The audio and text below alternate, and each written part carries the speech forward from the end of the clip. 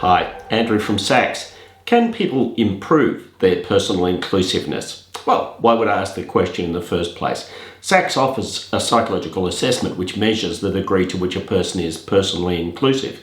And you'll see that it's based on two things. Equality-based inclusion means people just take the view that people should be treated equally. Second is motivation-based inclusion, and this is a personal commitment to inclusion as a core attitude in a person's life. And you'll see that in this case, this person's low score on inclusiveness is represented as a high risk from a hiring point of view. So we have many clients who are measuring this for a range of different purposes, usually for recruitment. And the question is, if a person has a score that's not optimum in terms of personal inclusiveness, can that change? And the answer is yes. One of the techniques that can really help people to build their personal inclusiveness is perspective taking. Perspective taking is where you see the world through another person's eyes.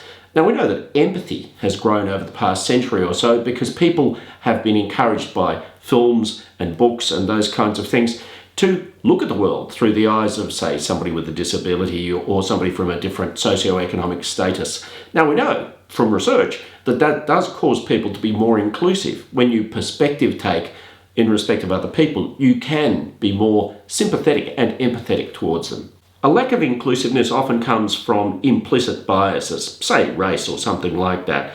And in fact, what has been demonstrated in this research is that if you work consciously to become more aware of those biases, so it's kind of like a form of mindfulness where you look within, and if you don't like somebody, why am I thinking like that? Becoming more aware of that kind of thing can cause you to become more welcoming and less exclusive in your attitudes towards other people. And another thing that's been found in research is that if top management is inclusive in their leadership behaviours, that tends to cascade down into the rest of the organisation.